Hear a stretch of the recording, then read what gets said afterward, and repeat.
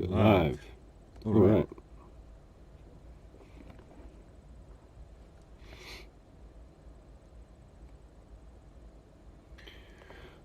Hello, we are live. Is anybody out there? If you are out there, please let me know if you can hear me talking, and if it all sounds okay.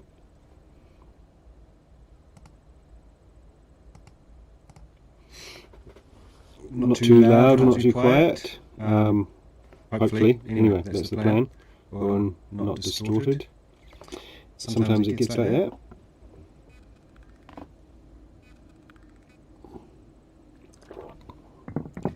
Echo, what could be causing echo?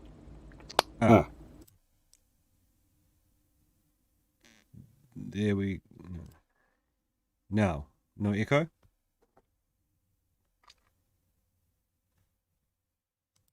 How's that?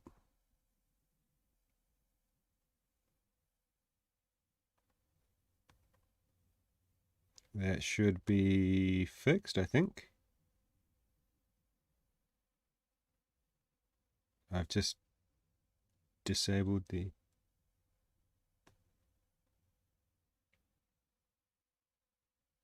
Yeah, I just had it coming in had the signal coming in twice. Okay, and can you hear this?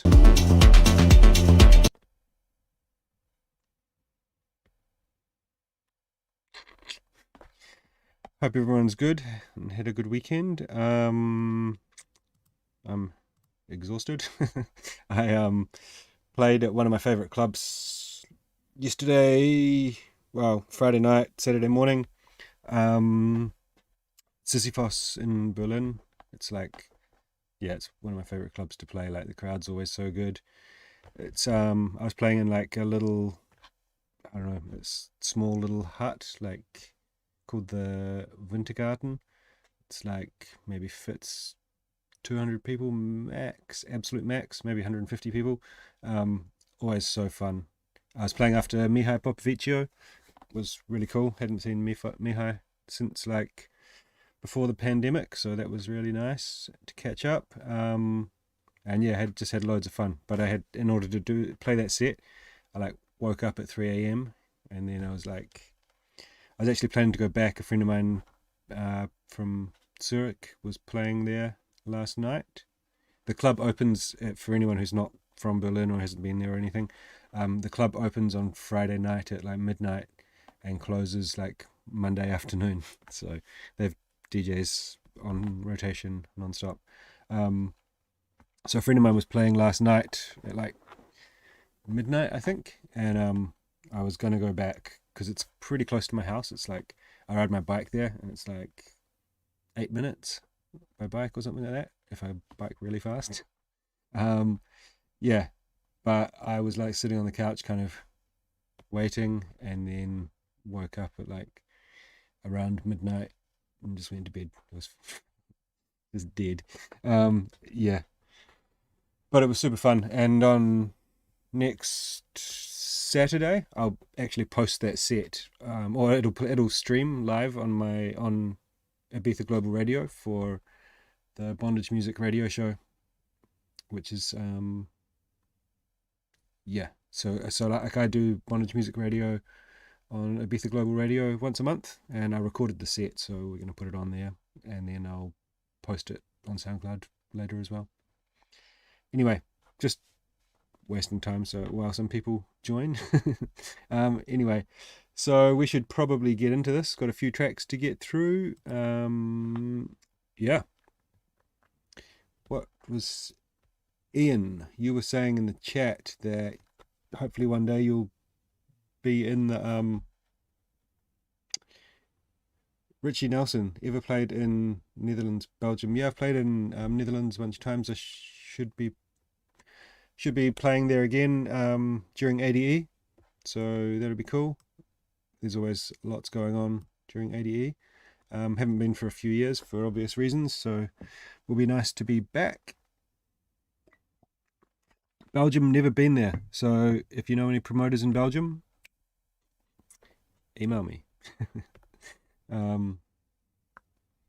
or email sammy@undergroundartists.com. But anyway, Ian, you were saying that hopefully one day you'll be on here. Like, just finish your track, man. Just like, honestly, like, don't, like, perfectionism is one of the worst things you can have in any kind of creative pursuit, in my opinion anyway. You know, everything I say is only my opinion. It's not like a absolute fucking rule or something, but my opinion is there's no such thing as perfection, so there's no point in trying to achieve it, right? The best thing you can do is just finish something to the best of your abilities, move on, do the next one. Because every track or film or painting or whatever your kind of creative pursuit is, I think it's like, it's based on an idea, right? So you do one idea, maybe it's a good idea, maybe it's not a good idea. You know, I make plenty of shitty tracks. That kind of just means that it's just a bad idea. You can also make a track really well, like it's like really well produced, but it's not good because it wasn't a good idea. So I think it doesn't matter how good you are at producing. Just finish it as quickly as possible and move on to the next idea. And so, Ian, that started out as a response to your comment about maybe one day, maybe in a couple of years, you'll be able to submit a track. Just finish the track. It doesn't matter if it's good or bad, or who cares? If if you're comparing your tracks to like anyone else's tracks, it's not a fair comparison, because you're not in the same position as them. You don't have the same experience as them. You don't know what goes into their kind of creative process, or you're only hearing their track. You don't know the story behind that. Maybe they didn't even write that track. Who knows? There's a lot of people out there that use producers, use ghost producers or whatever, like, or have someone mix their tracks. I do that for a lot of people. I mix their tracks. There's no harm in doing that. Like, as I said, the most important thing is for a track is the idea. It doesn't mean that you have to be able to perfectly mix your track. It's still a good idea, and if you pay someone to mix the track for you, then that good idea can be presented in maybe the best way possible. So yeah, just putting that out there.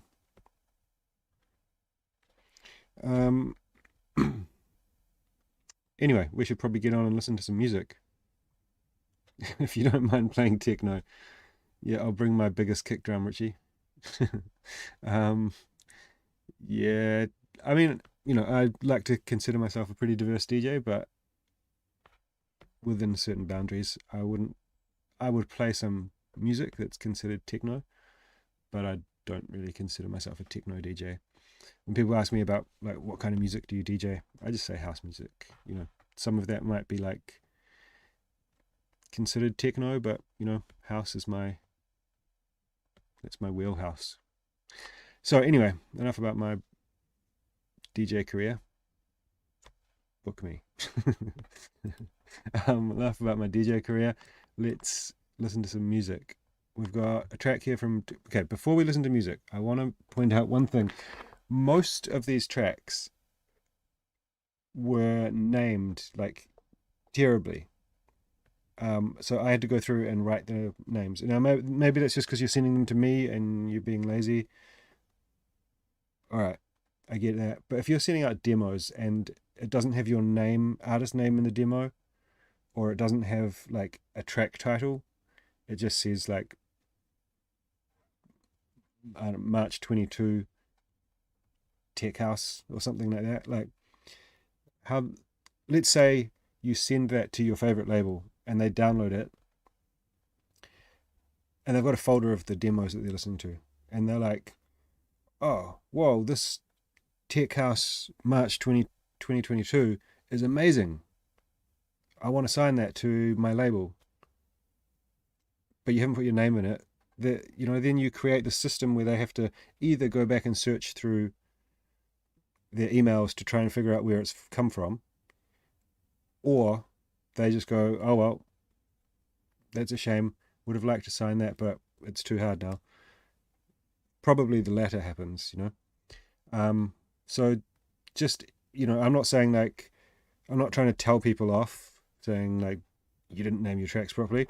But what I'm saying is like, you should just get into the habit of naming your files when you export them. It'll help you to keep with your kind of like admin on your computer and that kind of shit. And also when you're sending out demos to labels, you have to have your artist name and a proper track title. There was also a lot of things that said like mastered, DJ master. This one here says ozone mastered, so it'll be interesting to hear how that affects the tracks. Like, when I export a track to play in a DJ set, all I do is put a limiter on it to get it to loud enough. Like, mastering is not, it shouldn't be much, like it should be 3 to 5% of the final product. And that's what like top mastering engineers say. So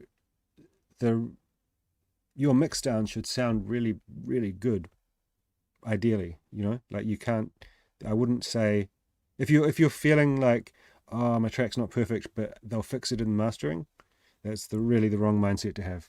So when I'm doing a DJ master, I just put a limiter on it. And if it doesn't sound good, I need to go into the mix down and fix something. And I think that's an important distinction to have. But yeah, we'll see how these masters sound. I'm not giving anyone shit about anything yet. Okay, let's start with De Cruz's track.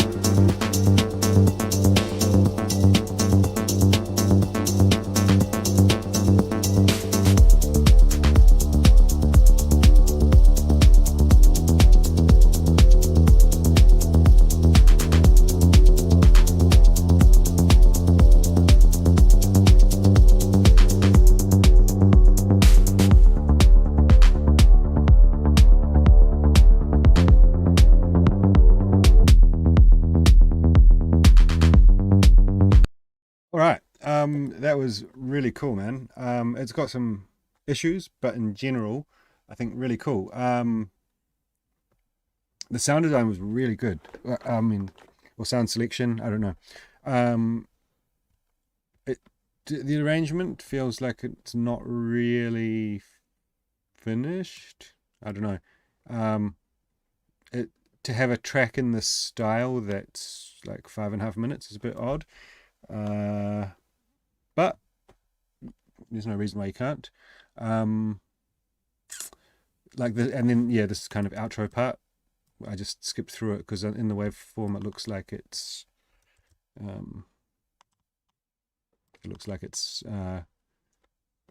everything's just kind of like in a loop. But yeah, I think this part where you bring, I think it comes down a bit too much. I think you bring things out a bit too much at the end. You could keep something else in there. It feels a bit like empty. But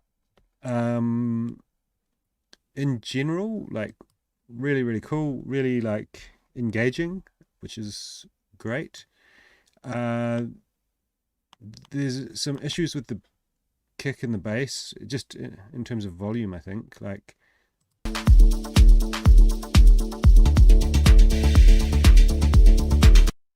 so the kick and the bass, the relative volume of the kick and the bass sounds good. But when this like mid-range sound comes in, so some of this kind of pad is pretty loud. Jordan. So a lot of your kind of, let's say, melodic sounds are pretty loud in the mix. So you kind of like, if you think of like the track like a building, you know, like you want your kind of foundation to be the strongest, biggest part, and in your mix at the moment, like your kind of foundation, your kick and your bass would not be big enough to support the rest of your building. I don't know if that's a analogy that's helpful.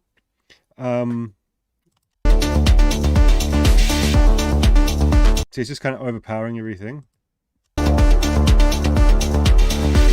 That like lead sound is just way too loud. It's a really cool sound. So and I think it fits sometimes. So I think a really cool sound is quite relative to the track.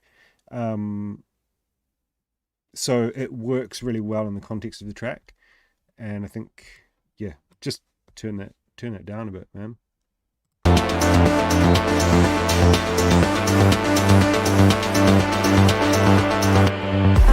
And then you've got that kind of re-space, which is also just a bit too loud.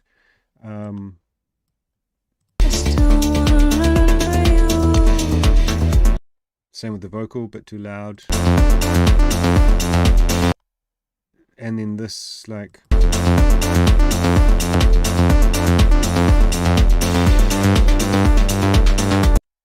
so it sounds like you've got a sub and then a mid bass, right? And the mid bass is just way too loud as well. It's just, yeah, drowning everything out.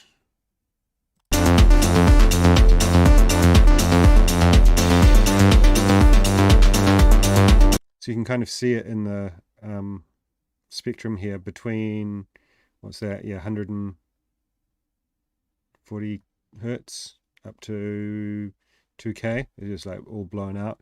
Then you haven't got much going on in the, like, you know, this kind of above 10K area, which is like where your shakers or tambourines or something would sit. And then your kind of main hats are about right, I'd say. So I can kind of see this visually. I can see the mix visually because I'm so used to using this as for like referencing. So I know where hats are and like when something's limited to this loudness, I know kind of how this should roughly look for a balanced mix, which is why I keep referring to it. Don't worry if you don't quite get that, but yeah. Yeah, man, that mid bass is crazy. The vocal, I think it works in this track. And it's like it's just where you want, like where you would want the track to be signed or something, but the vocal could put off some more cooler or underground labels. I don't know. I think you could probably do it without a vocal, to be honest. Like it's engaging, it's cool,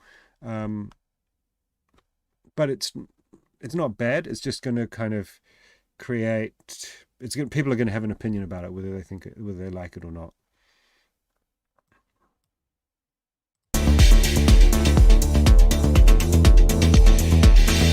See, like here, it sounds more balanced, right? When you've got that bass with the filter opened up and everything, it sounds a bit nasty. There was a bit, yeah, where you kind of like. So this is, the break could probably be a bit longer in the arrangement. For a track in this style, I would say generally having a break that's what is this, 15 seconds? Oh no, it's so 25, 30 seconds. Yeah, I would say like you could even double it. You don't have to, but yeah. Hopefully that was helpful. Super cool track, man. Really well done. Just fix up the balance of that mix a lot, and should be great. And then kind of, I guess, like on the arrangement, reference some other tracks in a similar style and just see what they're doing, see how their like breaks are working, how the intro and outro are working, and then just try and learn from that. Because the thing is, like, when you're doing a track in a certain style, it's not like you have to follow the rules of that genre or style or whatever, but there's going to be some kind of expectations from the people that are into that music or the labels that are into that music. So you kind of like want to fit within some loose kind of boundaries. It's not that you have to, like, if you look at tracks by some really well-known producers that are held in really high esteem, like say Jamie Jones, for example, his tracks are like, or Solomon, for example, both of their tracks generally have very non-standard arrangements, but when they put their names on something, everyone's going to listen. So it's kind of like a luxury that's afforded to them to not have to fit in too much. I'm not saying like follow everything and try to sound exactly like a cookie cutter kind of thing, but just try to think about the audience, who's going to play it, how are people going to consume it. If it's for DJs, then try and make it so that it's nice for DJs to play. Okay, JM Vegan Dogs Master. Cool name. I like it. Let's go.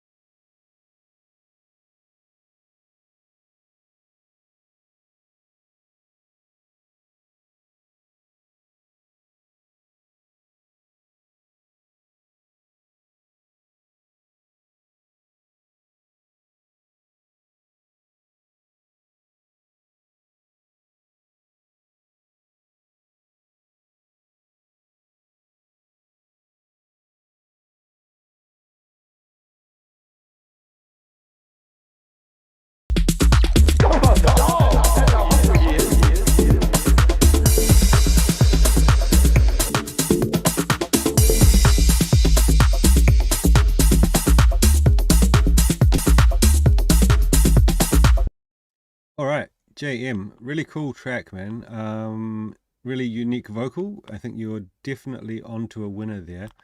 Like, there's with the arrangement and some of the mixing, and like a little bit of the writing, there's like some issues, but I think, like I was saying at the start, like it's about having a cool idea, and I think you've got a cool idea there. It's just about refining that idea or kind of reimagining it a little bit, to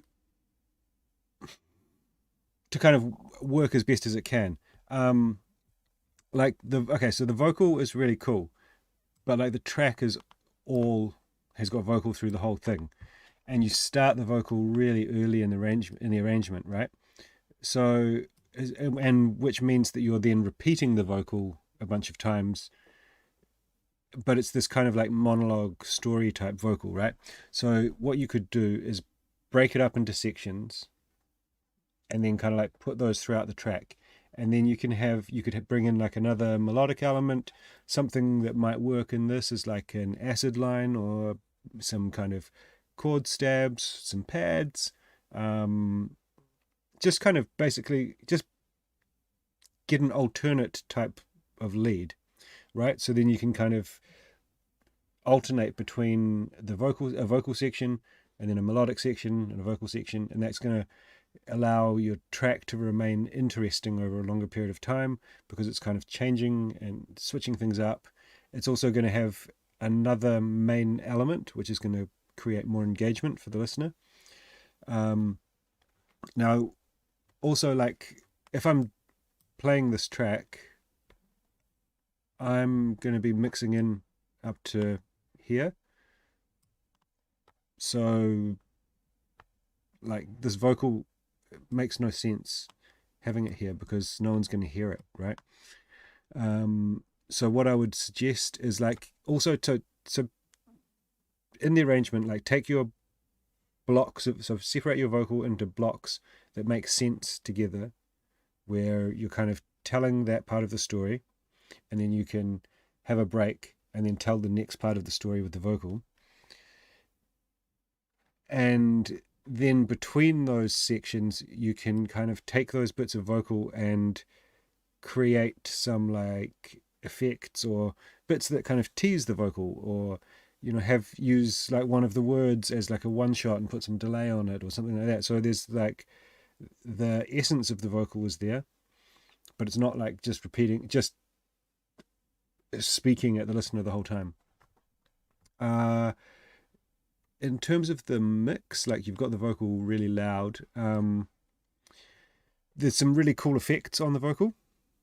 I think like what would probably be good, like it sounds like you've got effects on the full vocal the whole time, and then you do these kind of like effects fills or something. You have to talk about it. Are you hungry? No. So it's like panning quite a lot the whole time. I would try and have it centered, and then like so the vocal's there because it becomes more audible. So when it's playing, have the main vocal there, then you could have some like delay on the sides or something like that, something happening, sorry. And then when you have these effects like in the fills and in the drops, yeah, they all do. Then all bets are off, just do whatever you want.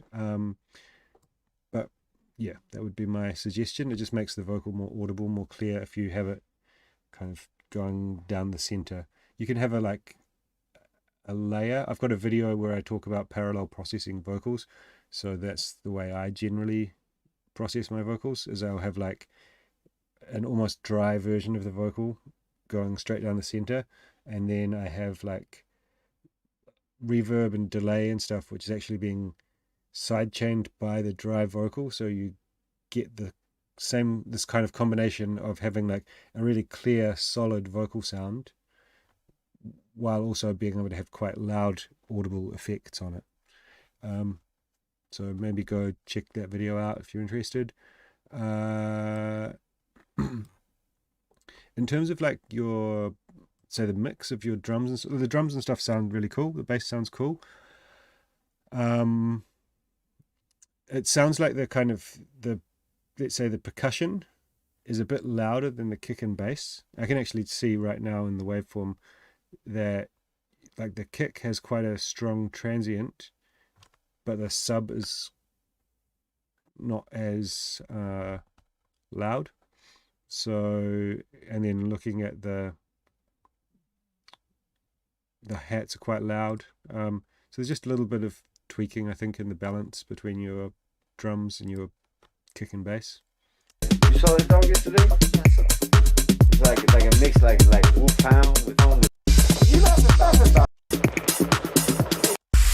one other thing that I remember now is you've got a lot of really loud effect sounds in there, which is cool. I mix my effects quite loud. I used to mix them really quietly, but I find like now I try to think about it like if they're meant to be there, then they should be audible.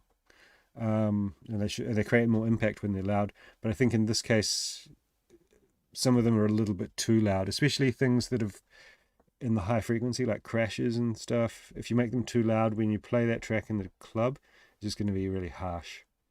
So always referencing, find a track that I'm not sure if you're a DJ, but you probably go to clubs, you probably hear DJs playing tracks that you know or like. So try to find a track that you have heard in the club a bunch of times the mix sounds really cool. It really it sounds really balanced, right? And then use that as a reference just for your mix and go, okay, how loud are the crashes? How loud are the rises and that kind of thing? How loud's the vocal? How loud is their kick? How much bass is there? You don't have to copy that track by any means, but if you know it to sound really well balanced, then you can use it and learn from that and compare yours, but like A-Bing it, just listening. All right, let's move on. Lateral shift, our small slice. My voice sounds crazy. I've been sick the last week, so I've got a bit of a blocked nose and my voice is a bit croaky.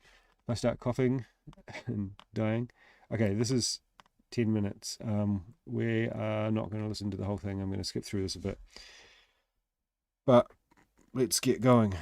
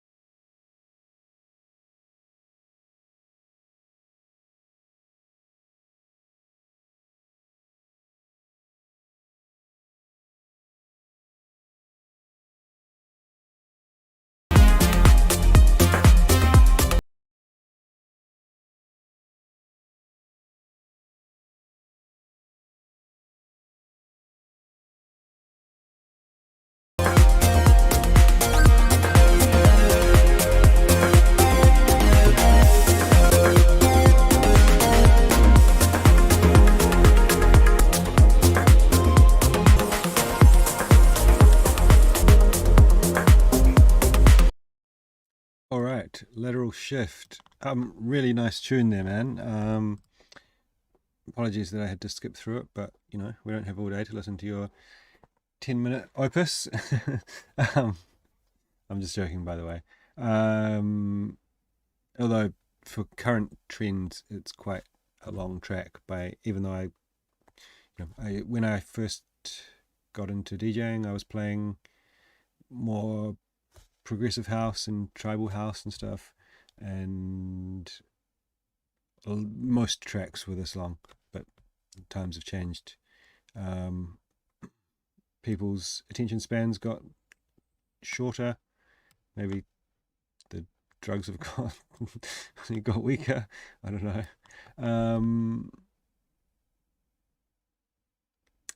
So I think it's a really cool track. I think in your email you said that you think it's too long also, and you want to find a way to cut it down. I think that would be a good idea. It does, in terms of the way that it flows, it works. I think it's just a bit drawn out. So if you just kind of take those same sections and just shorten them make them a bit more concise, and then you should probably end up with a track that's somewhere around the 7-minute mark.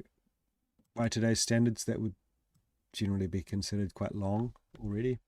I think tracks are just getting shorter and shorter. But yeah, really cool in terms of the idea, the melodies, everything's working really nicely. The synths are cool. I think in terms of the mix, the synths, the plucks and everything are maybe a bit too loud. If you compare it to other tracks in the genre, because those synth elements are so loud, it kind of makes the kick and bass sound a bit like lacking, although I don't think they are. I think they are just I think it's just that your synths are too loud. I think the kick and the bass are pretty nice, actually. Like in this section here, everything sounds really good.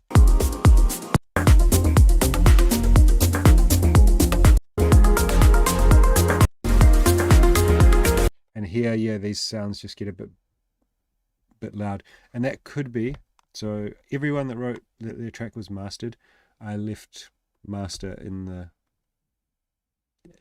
file name. So I'm not sure what your mastering process has been, or what your mixing to mastering process is, but when I'm mixing, I always at least try my track with by limiting it to around -9 to -8 LUFS. -9 I feel like is a good balanced, a good kind of mid-ground loudness. If you don't have the Waves WLM, then I can recommend the Julian loudness meter, which is free. So just chuck that on, literally like chuck it on, grab a limiter, any limiter, lower the threshold until the loudness meter is reading -9. And then what you're going to be able to do then is like hear the balance of your track as it would be when it's got a moderate amount of limiting mastering applied, right? So when the limiting happens, the louder elements are going to get pushed up in volume. Sorry, everything's going to get pushed up in volume, but it's going to make the quieter elements appear louder and the louder elements appear relatively quieter. So what might have happened is that when you mastered this, or you used an algorithm, some kind of algorithmic mastering, it pushed up elements that you thought were well balanced, but you weren't considering that balance in the context of them being mastered. So I won't dwell on that too much. There's a couple of bits I thought. This breaks section, really cool. Is it absolutely necessary? Not at all. But there is one. So what you kind of like doing it as an additional section, not like an alternate section. where you're keeping everything going and then adding in like a breakbeat thing on top. It sounds like a breakbeat drum loop or something.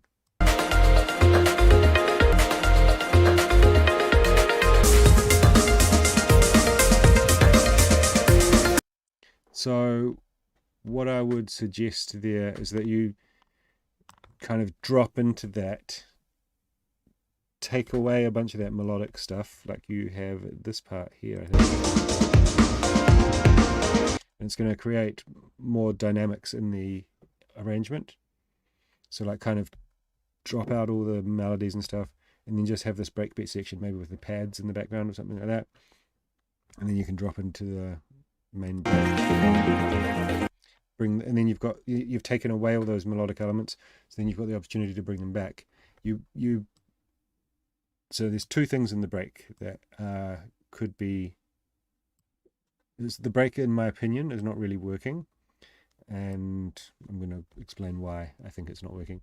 So you bring in this new lead.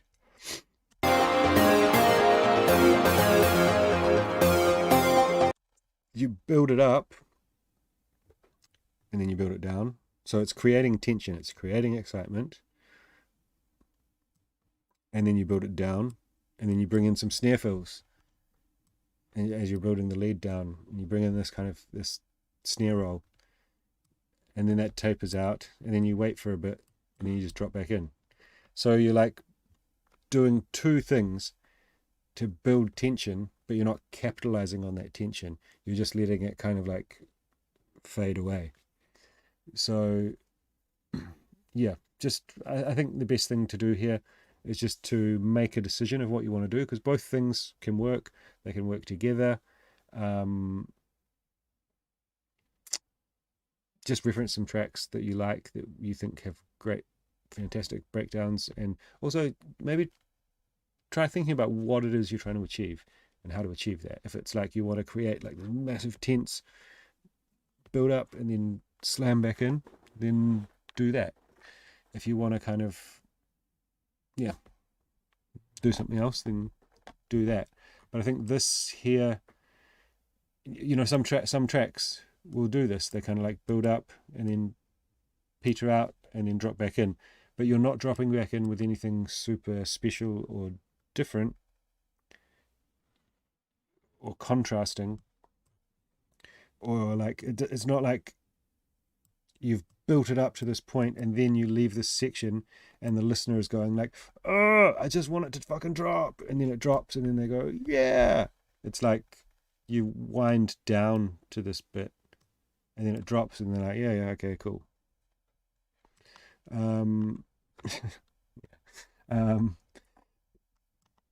It's cool the way that you've arranged the elements. I think that really works. Yeah, I mean, I think that's my feedback. It's great. Just a bit long, and like also, just all these sections this break could happen here. Don't know if it needs to be. How long is it? 30 seconds. Don't know if it needs to be that. I don't know. Yeah, but the idea is really cool. I think you've executed it well. Look at the mix of the instruments and you should be good in that regard. Dickie, my old mate, he just wrote me before that he's at a festival, so can't join the live stream. Good. Don't join the live stream when you're at a festival. Go dance.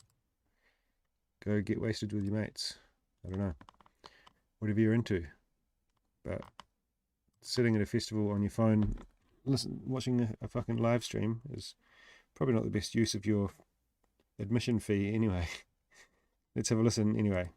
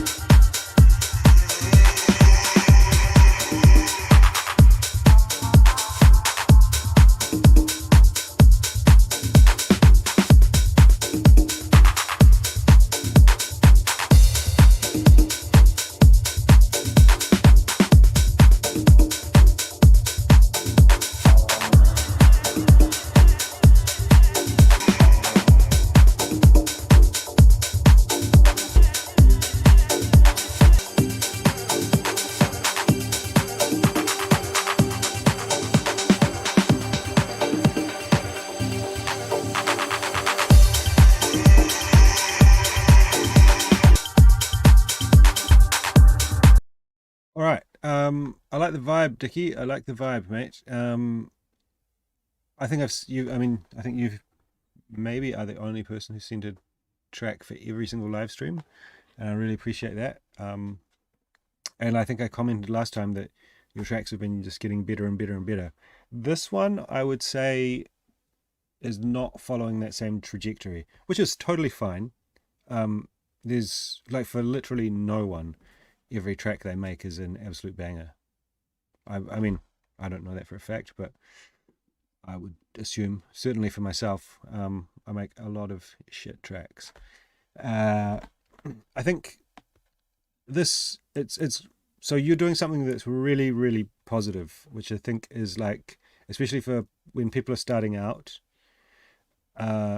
is basically like make tracks in a similar style to what you want to sound like, right? Like I have some people that I work with that do the opposite to that. They make a deep house track, then they'll make a like Fisher style tech house track, then they'll make a minimal track, and it's like if you're not like, what am I trying to say? Like try to master something and then build from that when you to experiment. If you just are into house or techno music or whatever and you just want to try some things out, then go ahead. But I think in terms of like learning faster, if you basically try to do something that's more narrow, like a more of a narrow focus, you're going to learn the skills, you're going to acquire skills a lot more quickly, and then you can kind of master that, and then you can translate those skills into other genres or styles or whatever. That's my kind of my 2 cents for beginner producers, and I think you've done that really well. You make tracks that sound not like every single one sounds the same, but they're in the style that you like, and that's really, really, really good, because then you can compare them and go, okay, why is this one working? Why is this one not working? So in this case, I think like your bass is almost non-existent. I think it's there, but it's just really, really low. Like a good test for this is like if I take this EQ, put this here, pull this down.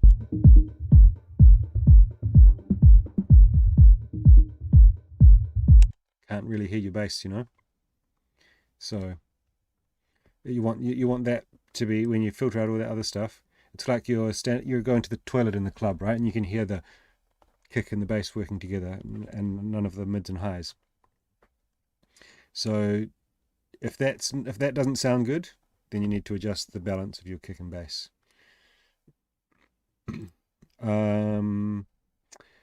I think in general, you've kind of got all the right things in there, but it feels like it's lacking a engaging main theme or main hook. Like it's kind of like it's got all the right window dressing, like the pads and the vocal delays and things like that are in your style. It's got the snare fills and then the big snare roll build up and stuff, but it doesn't have this thing that where a DJ's mixing it in and you hear it and you're like, oh shit, that's that track, now let's go. It doesn't have that kind of like unique selling point that some of your other tracks do. So I think this is something that's can be pretty hard to master, and I think it's also something that newer producers can kind of overlook. People tend to focus on the details and go like, oh, how do I do that? How do I make that sound? Oh, that sounds so cool. And they're really analyzing tracks, and those details and stuff are cool, but if you don't have like the broad strokes, like a really awesome hook, then you're kind of like missing the point. I don't know, I'm trying to think of an analogy, but My analogies are generally pretty shit. So yeah, I would say like good try, but it's not quite there. There's also some other bits that are a bit weird, like you bring in some synths very late, some new synth elements very late in the track, which is, yeah, you know, if you're going to introduce something, you probably want to have it in here, because this is going to be like a pumping section of the track, and then this is going to be outro, right? So anyway, hopefully you didn't tune in and watch this and it brings you down for your festival fun. But yeah, I mean, it's cool. There's nothing wrong with writing a track that's not perfect, you know. So thanks for sending it in. Good job, and I look forward to. One other thing is the kick sounds a bit weird in this as well. Which some of your other tracks that you've sent me have good kicks, some have had bad kicks. I think just like each time you find a kick that works, save that. Have like a little folder called Your Kicks and save your kicks in there and just keep reusing them. It's like it's a little thing that can make a big difference in a track, but it's like also not the main point of the track. So if you've got, so like a lot of producers you probably listen to or play tracks from use a small selection of kicks in all of their tracks. I do. It's super helpful. Once you've got one that you know works, then keep using it. All right, Jordan P. Okay, I'm going to have to speed things up. We're never going to get through all these tracks, are we?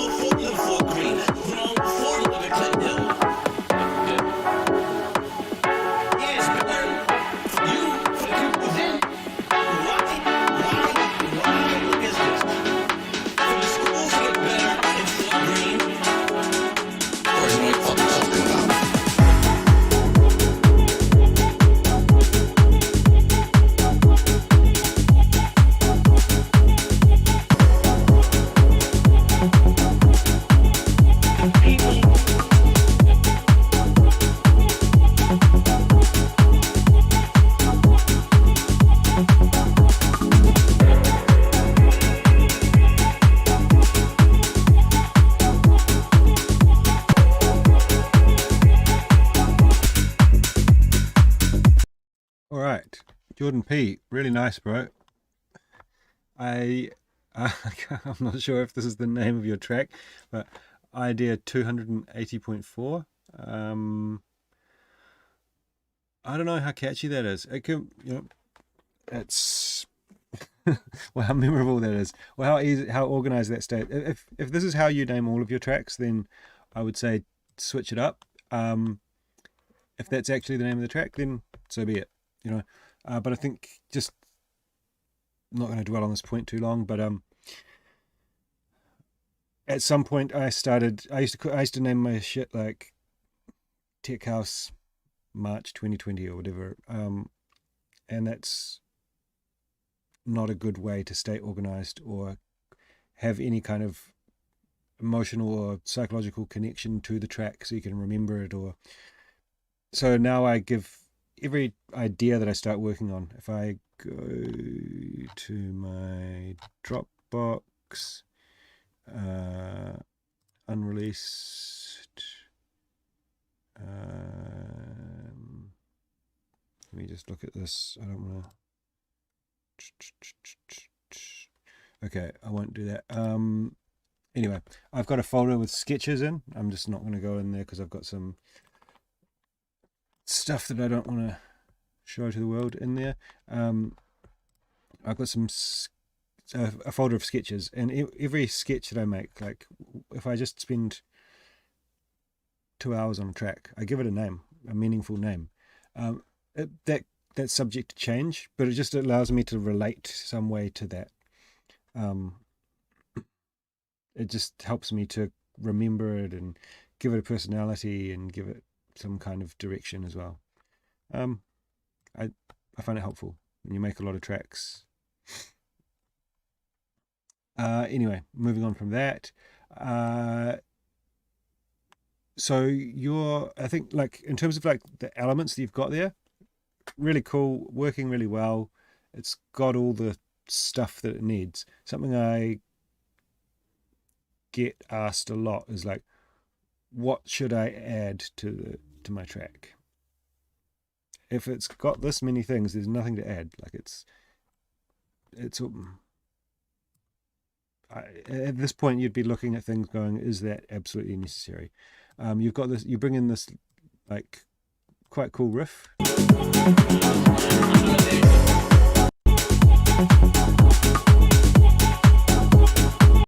In the outro.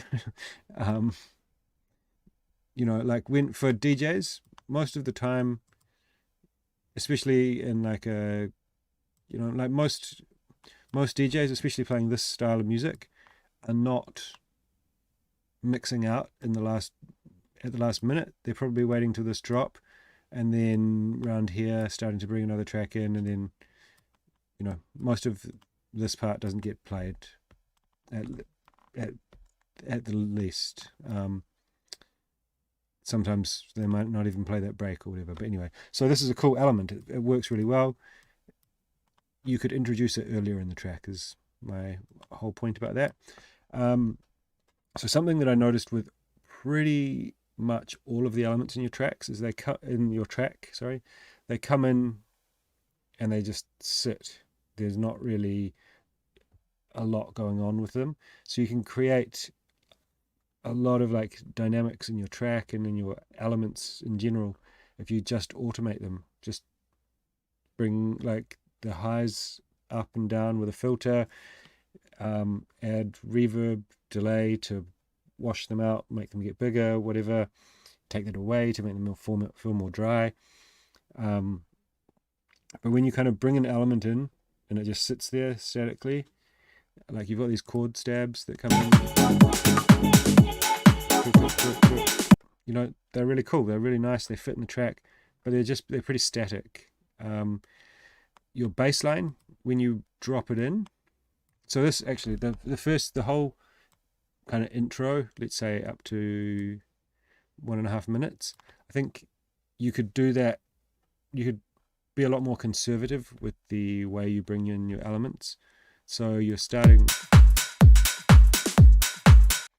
off with an open hat, right? It's not necessarily wrong to do that, but that's a really energetic and powerful element in a track, right? So you could start with a closed hat and maybe even bring in that open hat like after a minute, and that's going to bring the energy of the track up to the next level. But if you bring it in from the start, then it's just there, and that's the new baseline for the track. Not baseline in terms of like the rhythmic synth bass, whatever. That's the new zero for the track. So to get more energy, you've got to go up from that.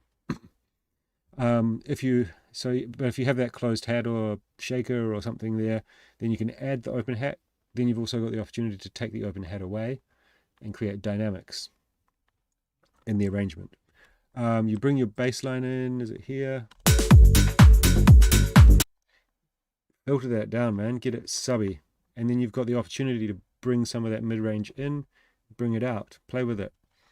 But I would say in general that for this style, that's probably, it would sound better if it was a bit more subby.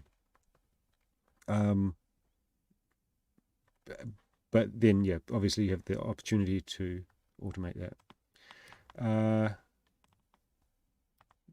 Yeah, so just kind of tease things a bit more. That, like, if you're automating things, then they have like a bit more longevity.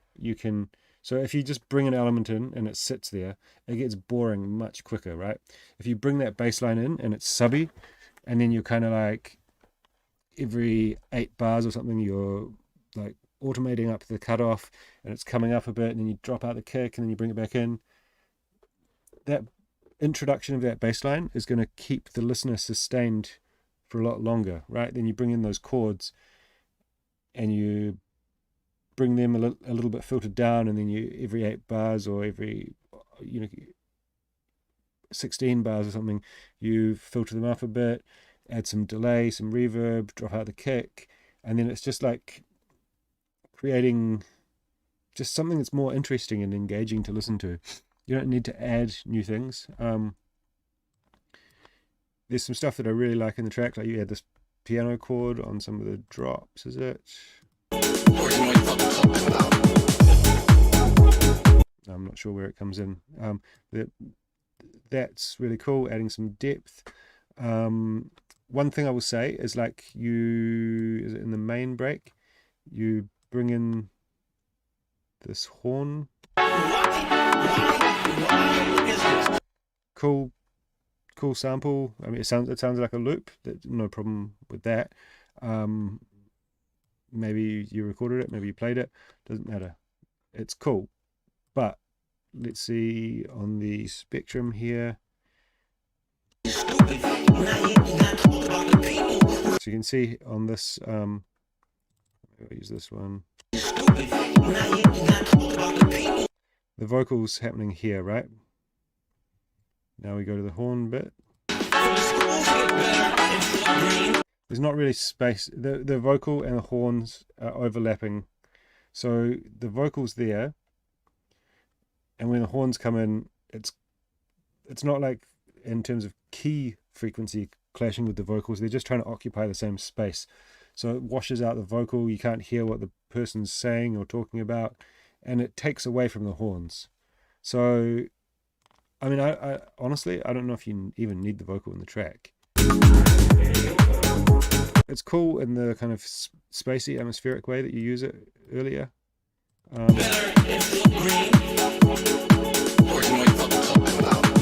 I don't know. I think you could do one or the other. I don't think it needs both. And then, let's say you take the horns out, or you take the vocal out in this section. Probably having like this kind of dialogue vocal only once is a bit. You probably want to have it more. So you could take those horns out, and then you've got like a great hook for another track. But it's just having them both play at the same time is my main point, that they're just competing for space. Anyway, good stuff, man. And let's go on to the next one. Rajesh Deshpande. I probably screw up your name every live stream. you've been sending them pretty consistently, and if I recall correctly, they're generally pretty good. So let's check this out.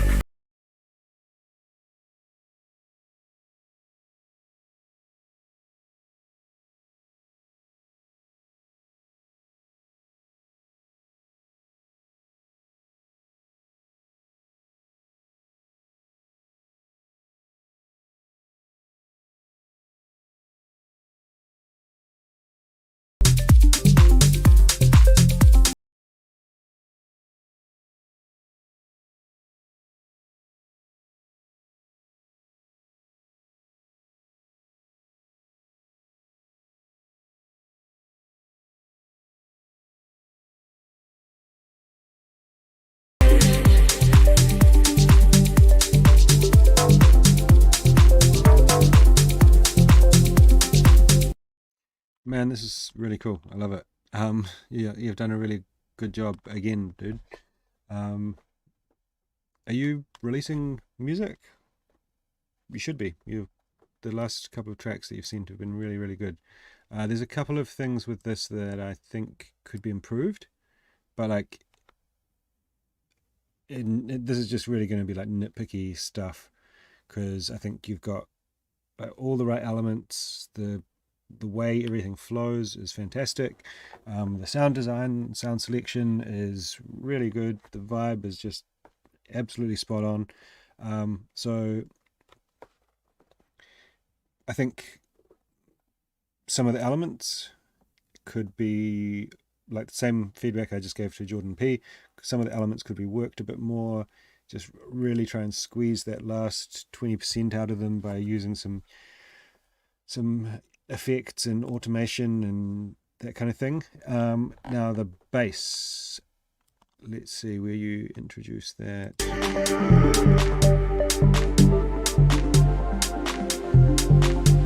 I think the bass is a bit loud, especially when it comes in properly after the...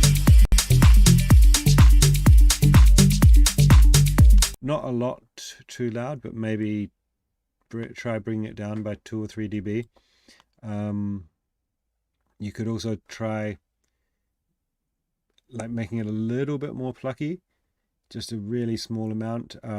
Maybe that's if you've got like a filter envelope on it, just bring in the decay a little bit on the filter envelope, or ease back the envelope amount a little bit.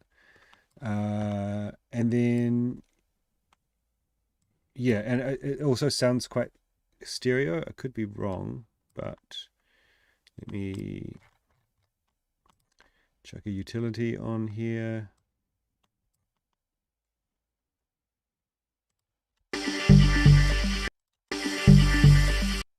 Yeah, it sounds like your bass is stereo.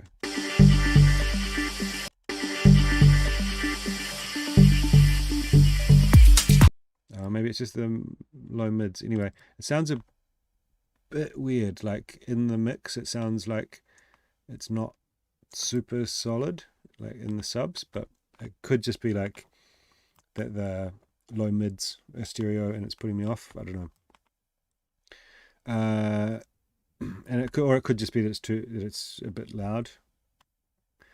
So maybe if it's stereo, maybe look at the sub there. You've got some synth stabs that you bring in quite loud, and each time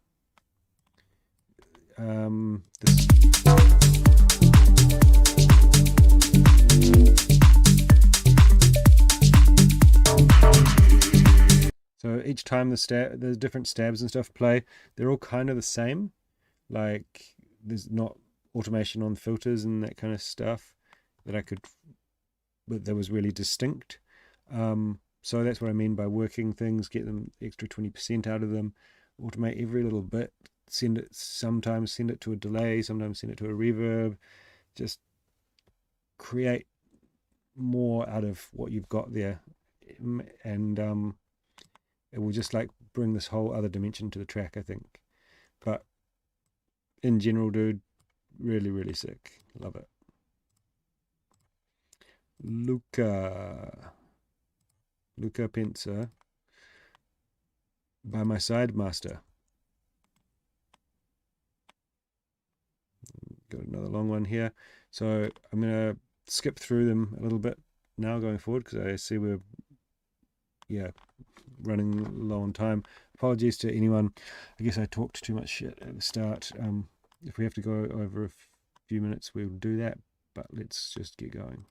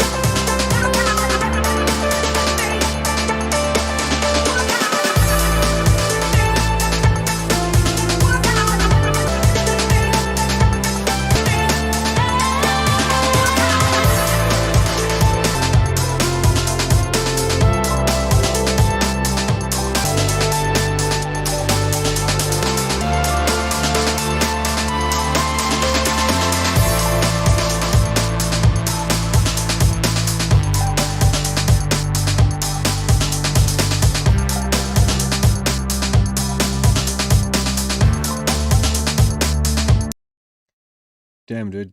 Like, this is not a talent show, but if it was, you'd be going on to the next round. This is fucking phenomenal. It's which is, there's a big issue with it for me, but the songwriting and like emotionally, it's so there, man. It's like, yeah, it really grabs you. Well done. It's fucking sick. I could listen to that all day. The kick, man, what's going on? It's like there's no punch, and it like I'm trying to understand, because I guess maybe if I heard it in a club or something, maybe it would work, because it's got this quite high, low, mid-range kind of kick, right?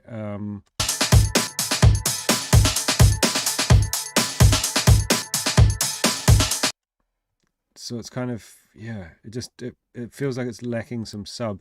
I would just layer that shit with a 909, not too long, just a kind of short 909 that's just going to really, that's tuned to the key of the track. Doesn't have to be playing the tonic of the track, but just give it like a really nice punch in the subs.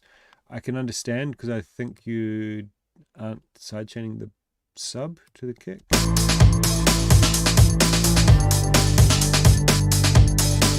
Which is an elegant approach,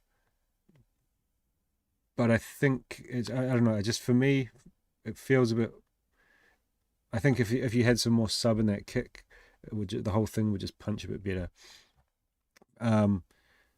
It may have been like a specific choice, because I can see on the analyzers that the sub is sitting underneath where your kick is punching, so it could have been on purpose. I would try it with a sub layer on the kick and make a decision, whichever sounds better.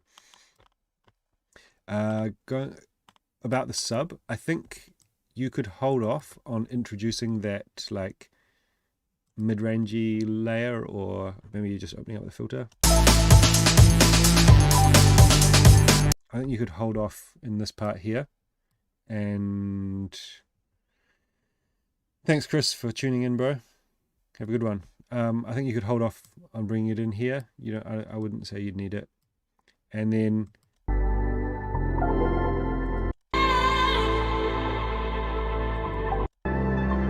yeah, this is good. But then you know, when you bring it in here, shit, it's good. It's so good. Can we just listen to that again?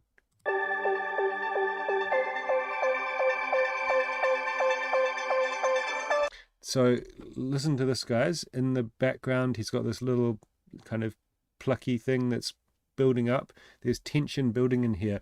It's not a big snare roll. It's not like something going crazy, but there's tension building in here, right? And the chords are creating tension as well.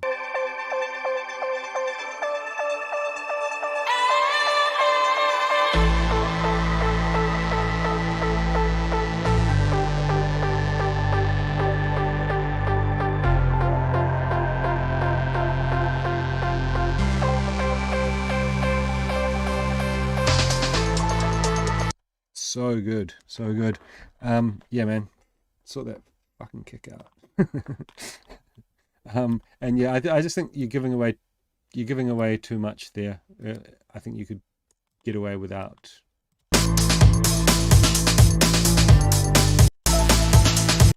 Keep it filtered down. Maybe add in the pad or something, or I don't know. Try a different combination or a different element that you've already got in the track to create that elevation in the section, and then see if you can save that mid-range.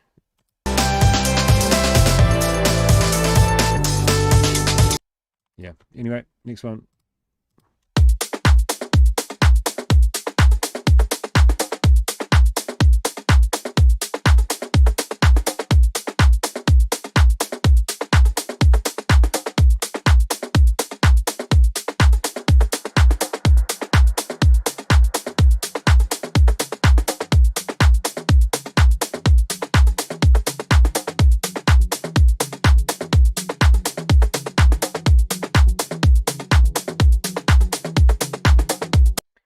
feel like the kick's too high in the fundamental of the kick is too high. I think I'm not sure what the key of the track is.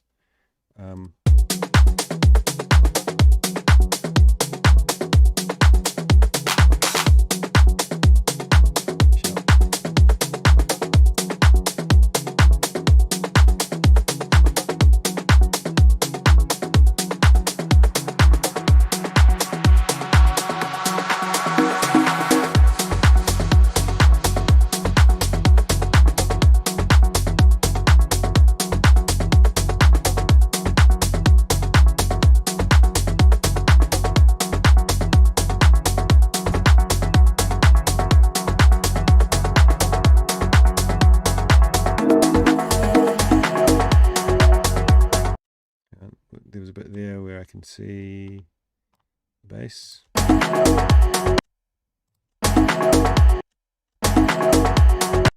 So, okay, is that F sharp? So,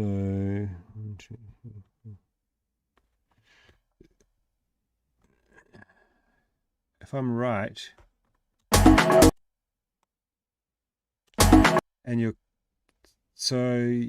kick's not even in the scale. If your track's in F sharp, which I think it is based on that, and your kick fundamental is playing at A sharp, then it's not in the scale of F sharp minor. So I would tune it down, because it's playing 4 semitones up from your root, which would be a major scale. Yeah, it's complicated, but just try tuning your kick down at least 1 semitone or 2 semitones, and I think it's going to all sound a bit better.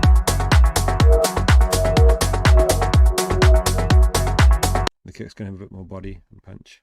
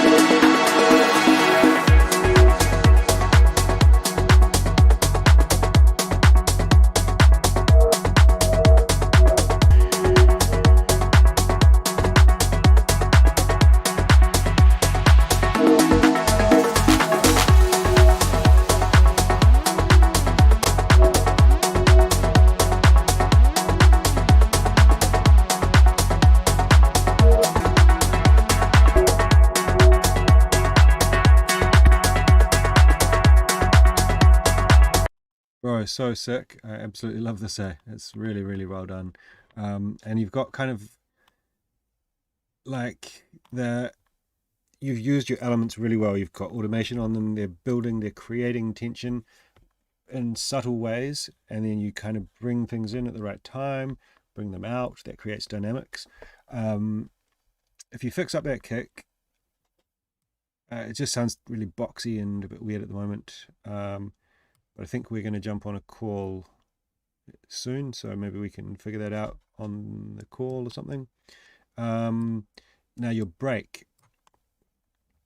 I think you're not dropping out a lot of the drums or anything, which can be cool, but you're also introducing and building the synth melodic elements in that section. So I would say thin out the percussion a bit. It just feels a bit static. You want to create some more dynamics in the arrangement by dropping some of the stuff out, so then you can bring it in and it adds tension back. See how that feels. Otherwise, really fucking cool, man. Really sick. I love it.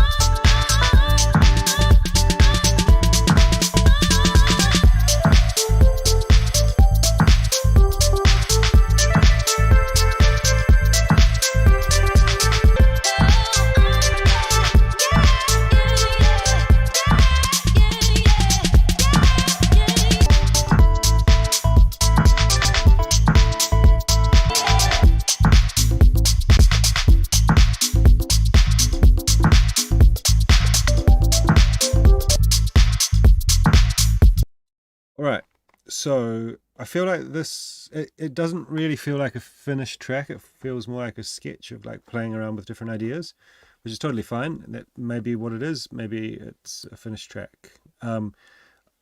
Doing things like dropping in a percussion. So the arrangement is quite strange. I would just like find some tracks by your favorite artists, labels, etc., and just have a look at their arrangements, see what they're doing, where they're bringing their elements in, how much, like how long they're waiting. You don't need to copy them at all. Just like go, okay, where do the vocals come in? Okay, where's their main synth lead come in? Where does their percussion? Because like you're bringing in these like congas at the end. The congas sound really cool, and they would have done really well in the beat throughout the track. But then you bring them in the outro, which is quite, I mean, it's just basically no one's going to hear them. They could have been beneficial for the track, right? You bring in this first melody after 15 seconds. and it's at like full capacity, full open on the filters and stuff. So I would say don't even bring it in there. You wait till here to introduce it, then slowly kind of tease it in. Work your elements like your vocal and stuff instead of just having it static, staying the same volume, the same everything. Try to bring it in, bring it out, send it to reverb and delay, create dynamics in it.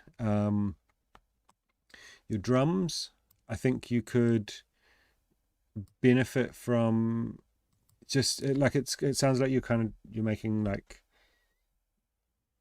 you want to make some like cool clubby house stuff, right? You can add other layers on top, but to keep it simple, just try sticking to like a 909 style drum kit, and then add in some different layers or something to give it a bit of your own flavor. But it's always going to sound, the 909 is just, it's a classic sound.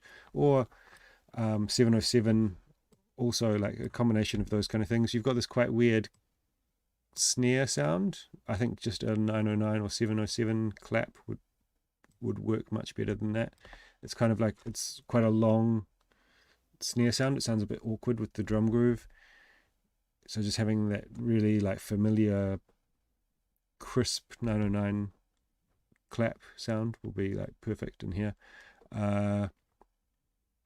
Bass is cool for sure.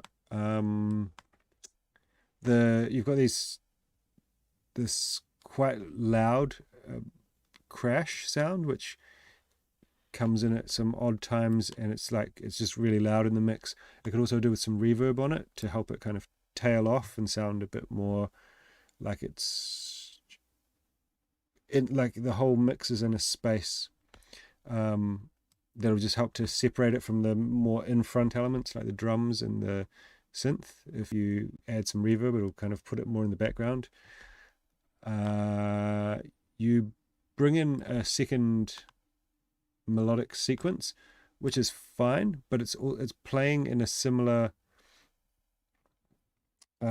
frequency range to the vocal, which it comes in on top of, so they start clashing with each other. It's also a very similar sound to the first melody. So I think when you're adding new elements to your track, always try to create some contrast with the other elements.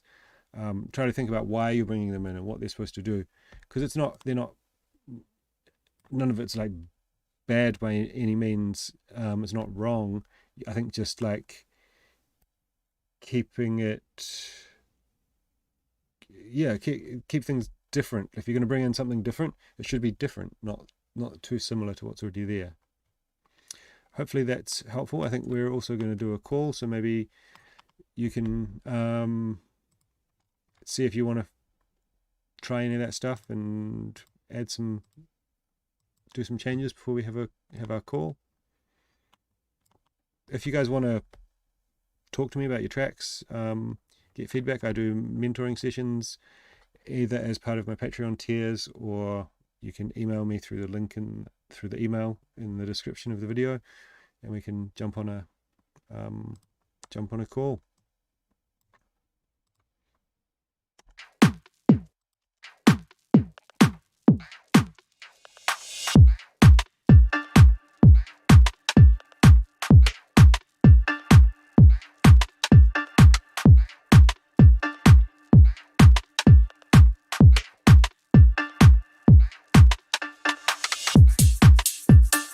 Another weird high boxy kick. Let's see if in this part. So it might sound a bit strange. I'm just gonna warp this. What is it? 128. I'm just gonna warp this in this part with the kicks playing. Change it to, no, I'll just leave it at that. Let's see.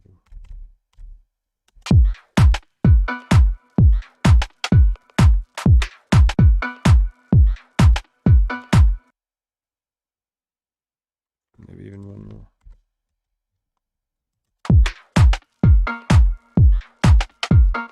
So So just listening to the kick, you know, like that sounds more solid, more punchy. Okay, so the reason I did that was just to hear the kick. Yeah, I think the kick's just too high. It gives it this kind of boxy, weak feeling.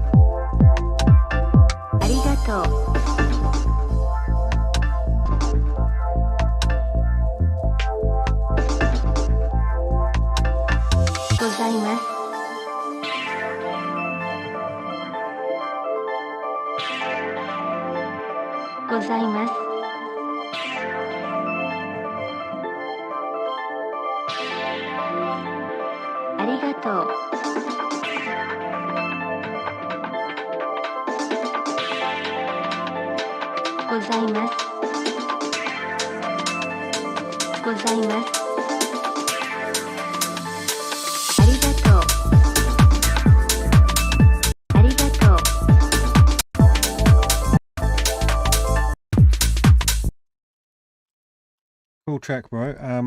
I get where you're going with it. I think if you sort out that kick and then just work the elements more, I think you've got everything you need. Like everything's quite static.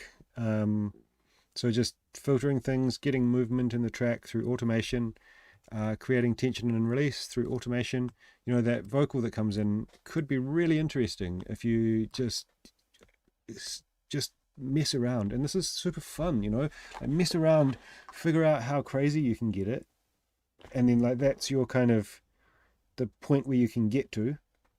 And then it's like, how do you, then you could, you know, you can just record that vocal going around in a circle, doing some crazy effects to it. Then you've got all that stuff as audio, and you just choose the bits you want to use, chuck them in, bam, you know, like, and it just, rather than just having it playing every 8 bars or 4 bars or whatever it is, then it's like something cool and it's like creates it. It just makes it so much more interesting to listen to and engaging, and then you kind of like, the listener wants to hear it again.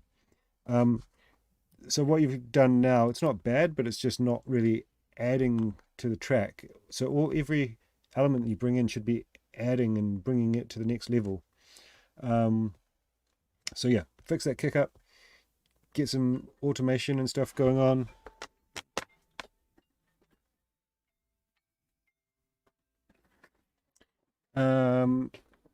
And it's good, man. Like you've got all the elements, you've got everything you need. Just keep going. Push yourself to bring it to the next level, and it should be a banger. Okay, Fushando Lepente.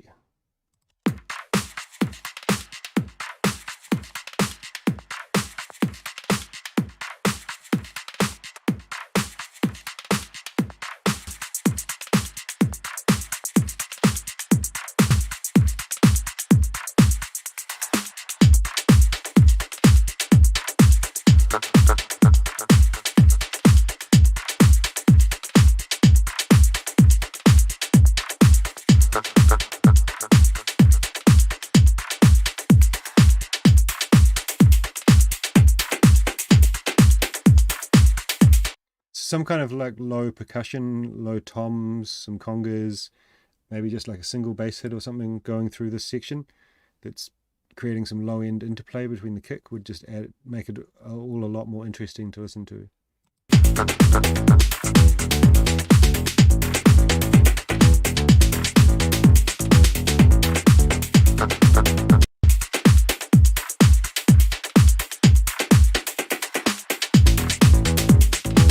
So you could have brought the bass line in with it filtered down and then introduced it, because it's a really cool sound. That's the I'm not sure what's going to happen next in the track, but that is your selling point of the track. That's the hook. But just then it's about how to utilize that and how to work it.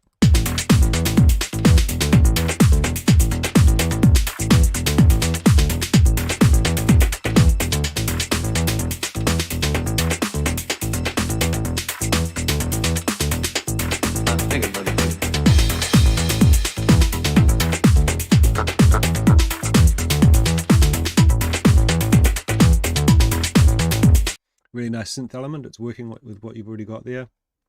The vocal was cool. It like works to prepare the listener for that drop.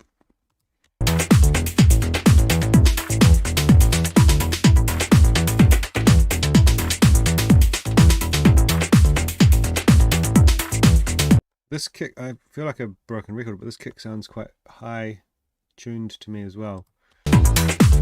Maybe it's my headphones. Maybe if kicks above G sharp or A or something sound weird in my headphones.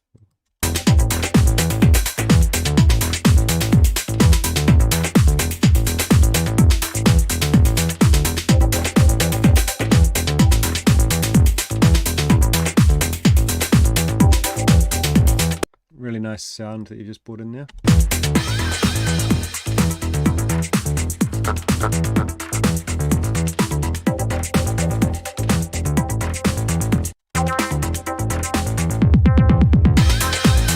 So you could have dropped out the bass line there to give space for this new synth that comes in and this build up and stuff, but you hear the bass lines just playing the whole way through.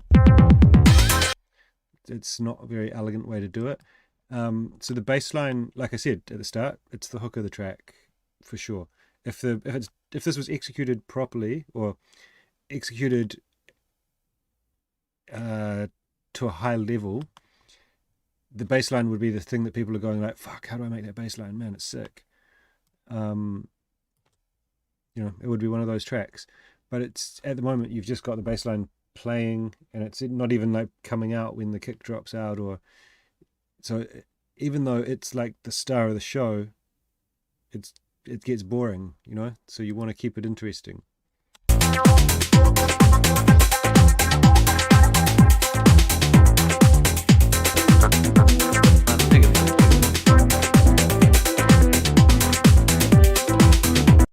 At this point, I think you've kind of brought in too much stuff.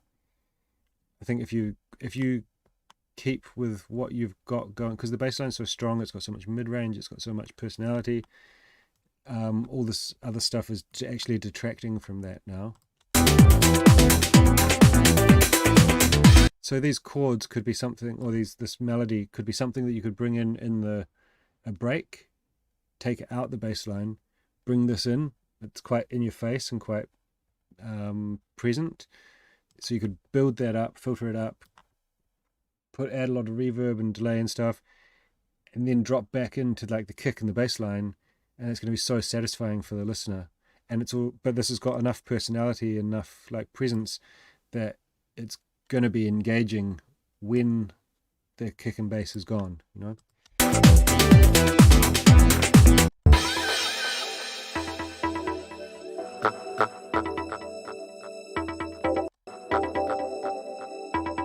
So if that melody was coming in under here, building up to this point, I'm not sure what's going to happen here, but let's have a look.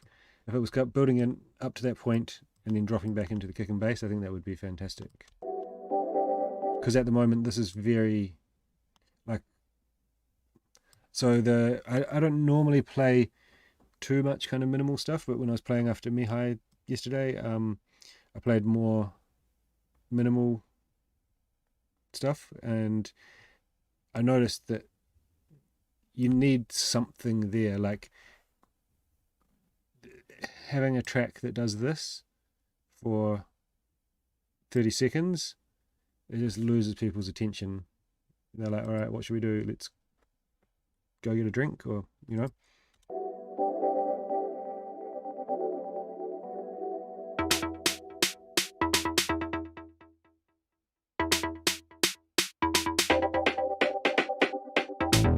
Make it fun, make it fun. Make it fun, make it fun. Yeah, I mean, dude, I think you're so onto a winner here. I think you just need to rethink the way that you're going to work the elements. And then it could be like a super sick track for sure. But, you know, getting those elements and getting that idea is the first battle, and you definitely won that one. So good shit.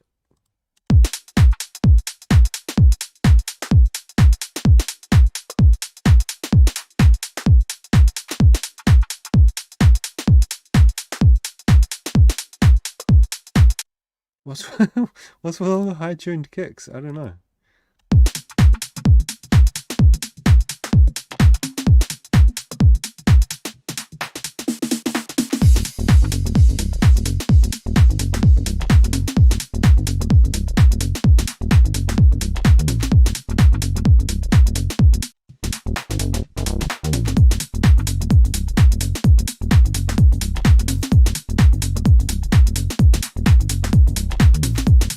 This feels a bit more balanced having that high tuned kick because you've got a really subby bass.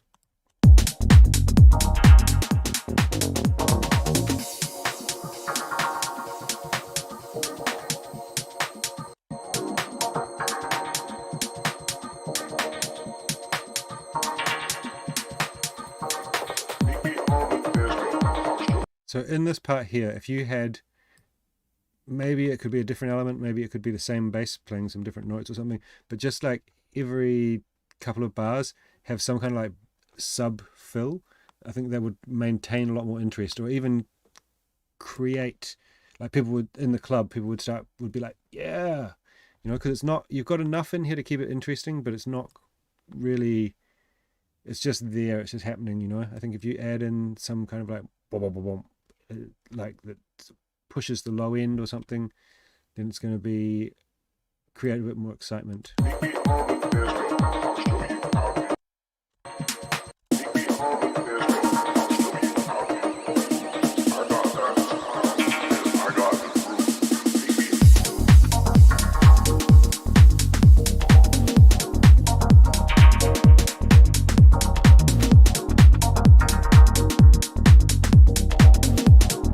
That sound with all the delay and stuff on it, it's cool, but it's, I don't know, it feels a bit awkward. There's something that's not quite right about it.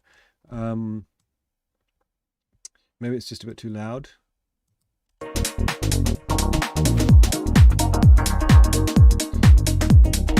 Because all the other stuff sounds like it's really working well together, and that is just kind of sticking out a bit much. I'm not sure. It's not a bad sound. It sounds really cool, but it's just kind of conflicting with some of the other elements.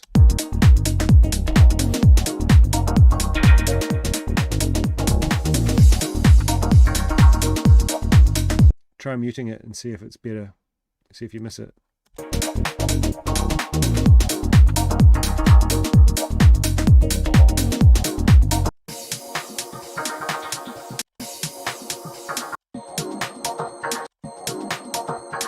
Copy and pasted.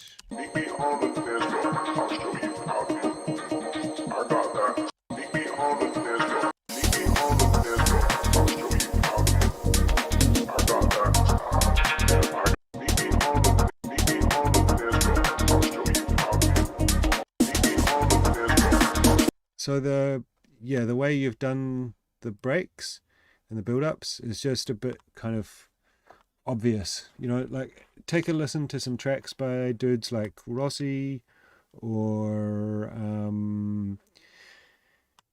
DJ Stu. yeah, you know, especially Rossi, he does like different shit, you know. M High does good breaks as well. Just try to do something that's a little bit out of the ordinary.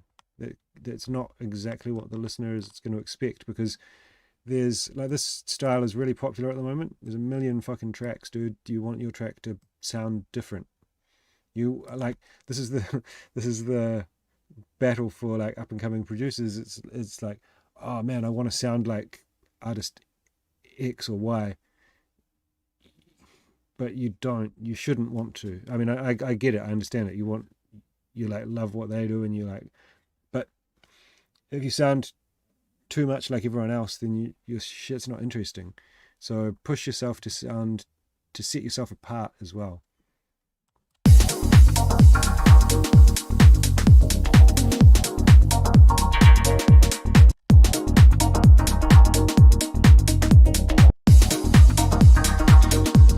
So like all the building blocks are there, man. It's a really solid groover. I think you just want to push yourself to differentiate it a bit, get creative, make it a bit more interesting, make it stand out, a bit more unique. Okay, Richie Nielsen.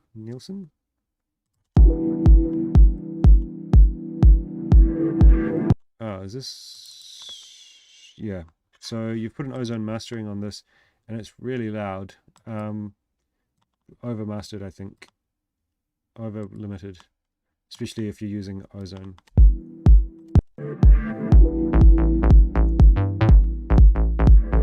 I can just hear it straight away with the kick and bass relationship. Everything's just a bit mushed from all the limiting.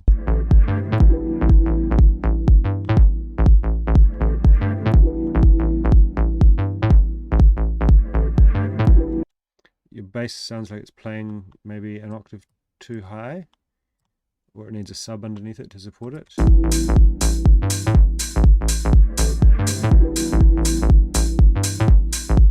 The kick, however, sounds fantastically tuned to me.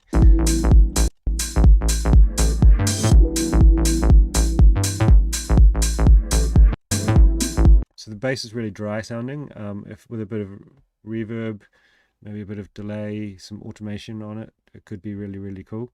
But as I said, like, you maybe put a sub oscillator on it, bring back the cutoff a bit, it could be cool, and then you can open it up in some parts, create some interesting kind of fills and automation with it, or try pitching it down an octave.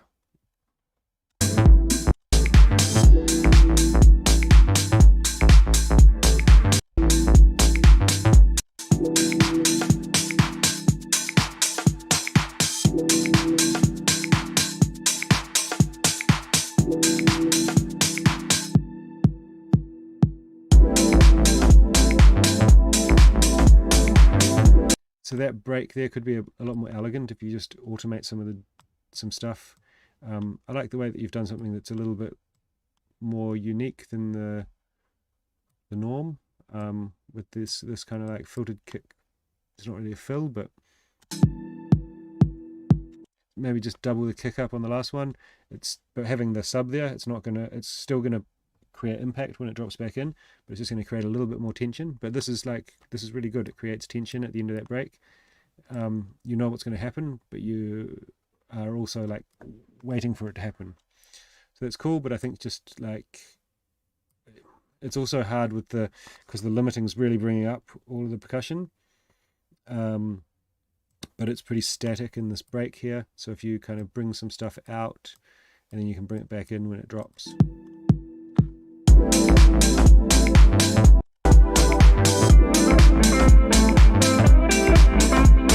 Lush guitar, nice.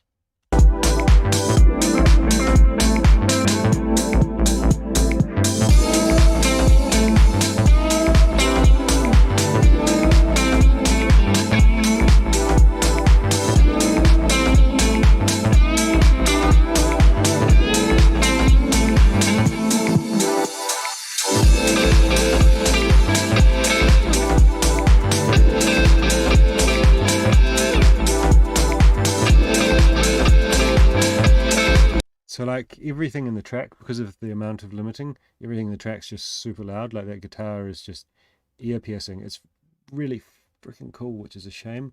Your hats are really harsh and mushy sounding, so it's quite hard for me to critique the track because everything sounds a bit shit because of the amount of heavy-handed mastering that you've got applied by Ozone.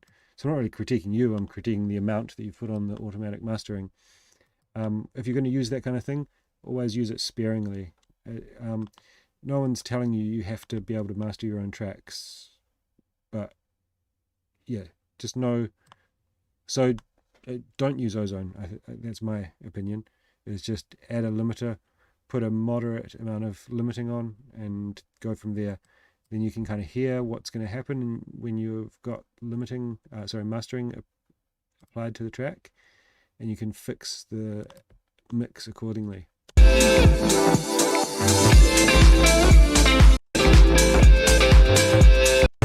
I've been trying to be good and not give in to my temptations, but sometimes,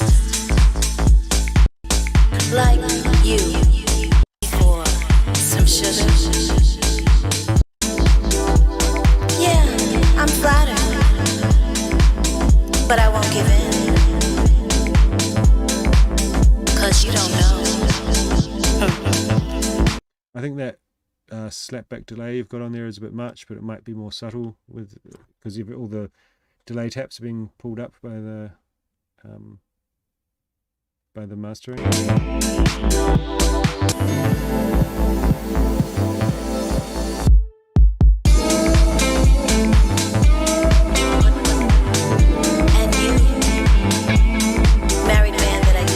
So another track here with so the guitar and the vocal are kind of occupying similar space, I believe.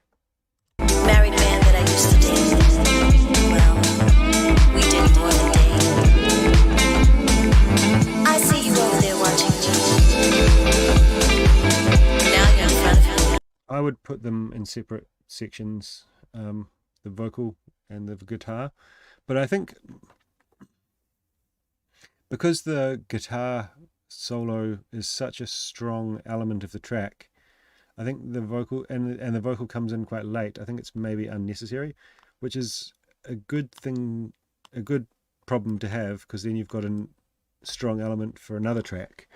That's the way I always try and look at these things. Yeah, so sorry if that's not I think it's a really cool track. I really like the guitar. I think it's unique and it works. I think you've got great elements in there. You've just really fucked it with this over-the-top mastering. It makes everything really harsh and overly loud. I'm sorry that I can't be more detailed on the feedback because it's just really hard to hear what's going on. But I think it could be really cool for sure.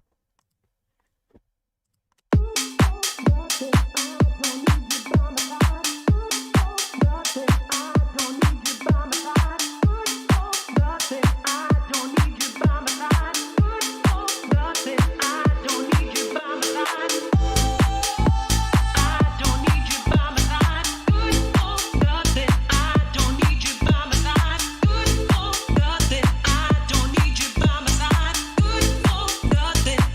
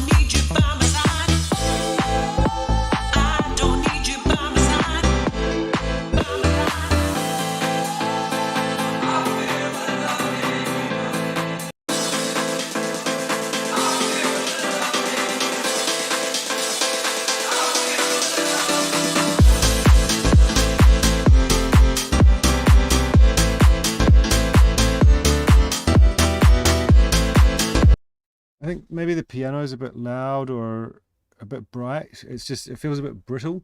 Same with the vocals, especially the female vocal. I think you might have cut out too much of the body of the vocal, and now it just sounds a bit harsh.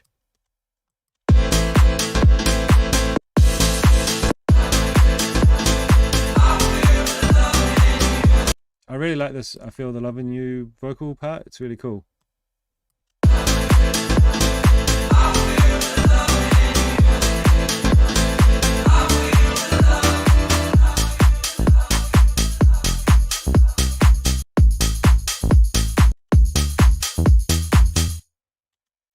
All right. Yeah, cool, man. It's, I guess this is like a radio Spotify kind of edit. Or maybe I'm just assuming that because it's like just around 3 minutes. But then you've got,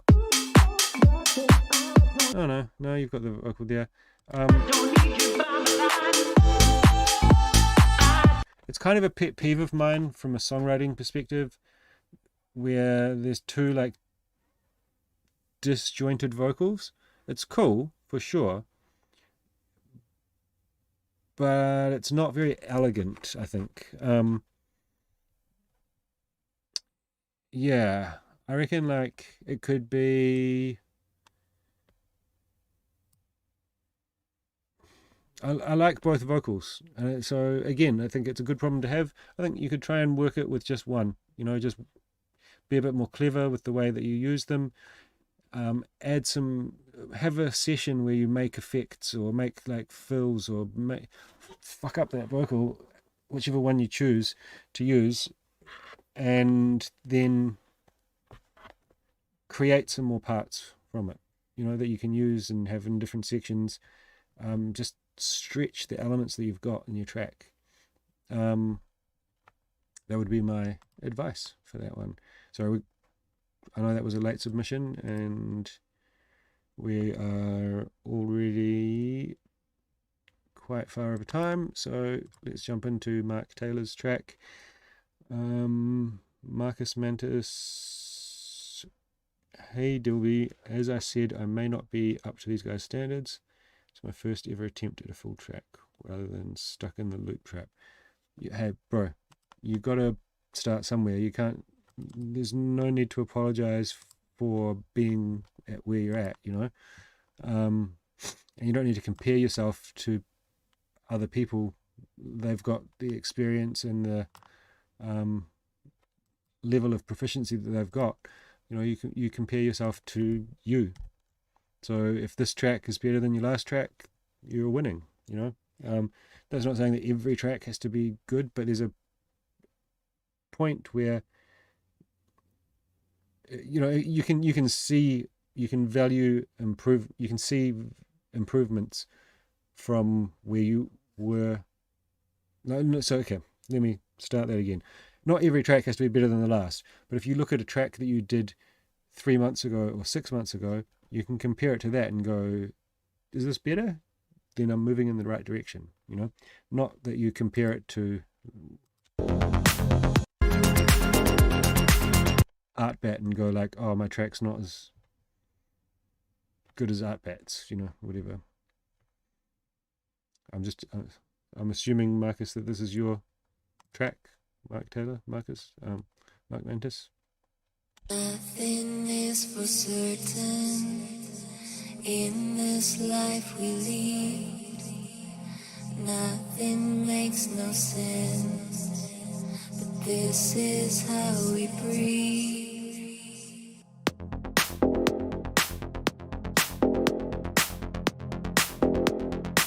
I would like to hear that delay over a bit. Breathe, breathe, breathe. As this comes in, we'll just kind of connect those two sections a bit.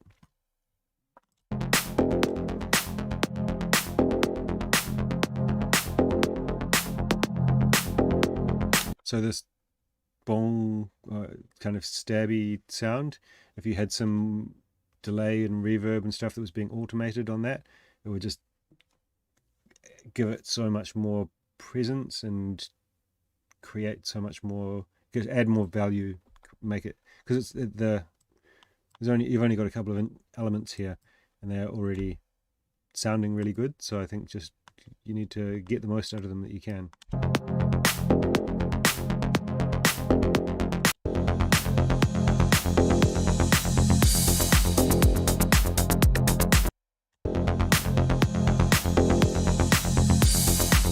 So that kick sounds a bit weak when it drops in. Sorry,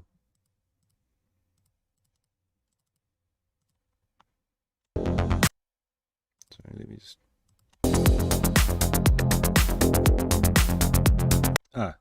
I haven't put levels.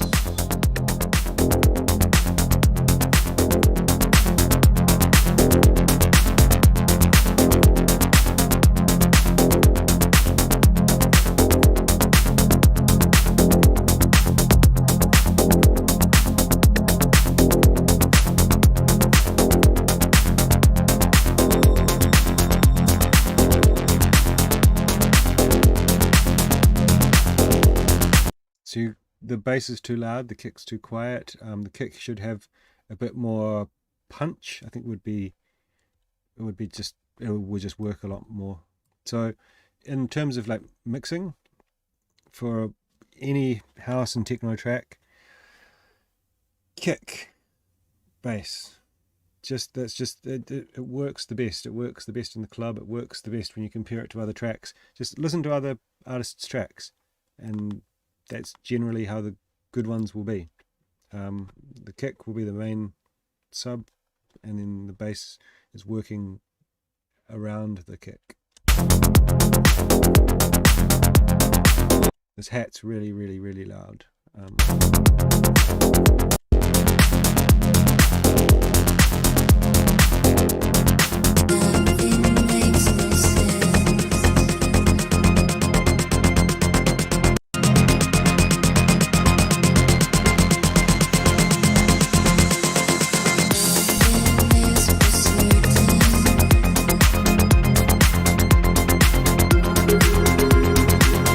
Obviously my timing was a bit off, but you could hear there when I cut out the lows a bit more and then dropped it back in, it had more impact.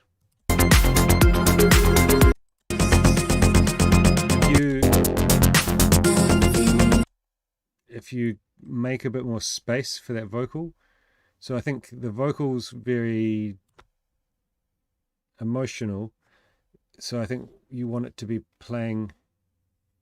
So I think if you bring the sub on, you bring everything right down and then have the vocal play, it's just going to work a lot better.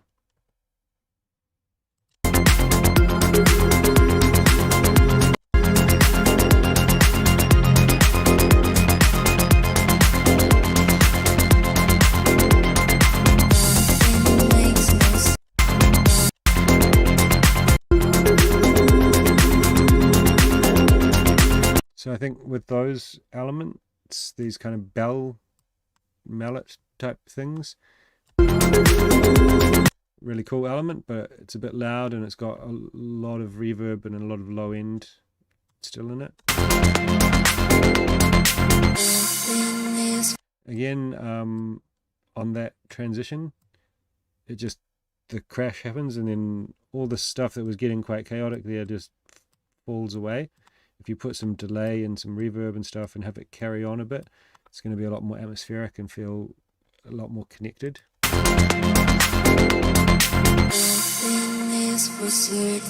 And keep those pads going as well. In this life we lead. The vocal sounds a bit distorted here. It might be intentional, but I think it just sounds a bit harsh, especially when it's just playing that song. In this life we lead, nothing makes no sense, but this is how we live. In this life we lead. So same advice as I had before about the sound here that comes in. It's really cool, but it's just sitting there.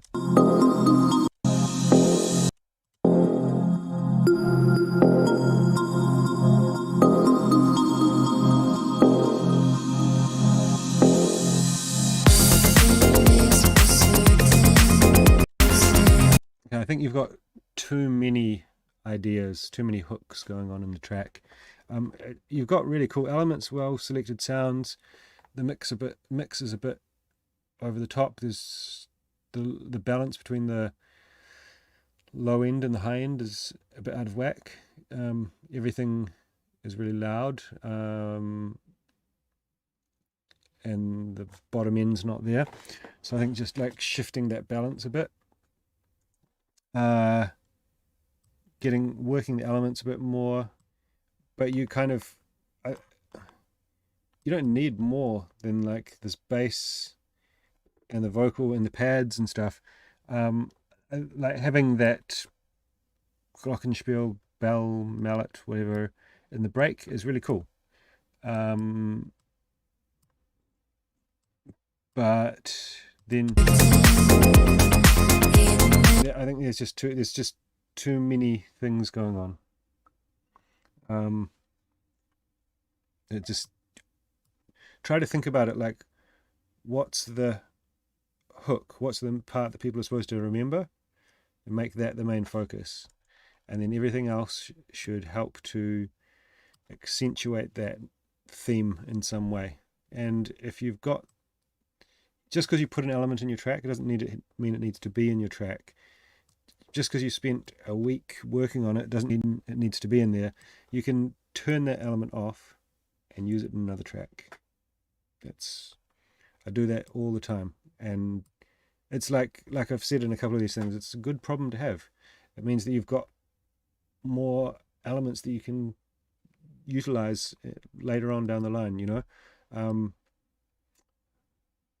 was talking about this on a mentoring call the other day, and the client reminded me who said it. Demure said it in one of his things, that like on his channel, he said that he looks at it like he's creating assets. So if a track idea is not good, he's still like invested time and creativity into that. So maybe the track or the idea wasn't good in the end, but maybe it had a really good bass line, maybe it had some drums, maybe that stuff can be utilized in another track. So that's a way you can look at these things, is like you're creating assets that you can then utilize in another track further down the line, you know. So you don't have to be, just because you spend a lot of time creating an element doesn't mean it needs to be in the track. So anyway, maybe that was a rant. Anyway, guys, we're going to call it there. Sorry to the people who at the end didn't get as detailed feedback, but I guess the lesson there is send your shit earlier and you get more priority. I do write that in the write that in the instructions, that, you know, the sooner you get in, the more guaranteed that track's gonna get heard. And yeah. All right, so thanks to everyone who sent stuff in, and especially those people who were newer to production and felt a bit nervous about it. It can be pretty daunting to put your music out there for the public to hear, but I think it's a good step. And it's like, you know, it doesn't matter, who gives a shit if it's good or bad or whatever, you know. Like, you can, let's say you made a track and it wasn't objectively good, and you sent it in to my live stream, and I said, hey, this isn't objectively good, but you could do this and this to make it better. Doesn't mean you're a bad person. Doesn't mean anything negative about you. It just means this is where you're at, and you can easily get better, you know. That's cool. It's not a negative thing. It's negative if you frame it negatively, you know. It means that you've got a lot of potential of where you can get to. So anyway, enough motivational speaking, and everyone have a great Sunday. It's been fun as always, and really, really cool to hear what people are working on. Let's pitch those kicks down a bit, eh? I mean, I don't know. I just don't feel like having kicks playing with a fundamental of B is ideal, but maybe it's just me. All right, have a good one, guys. Peace.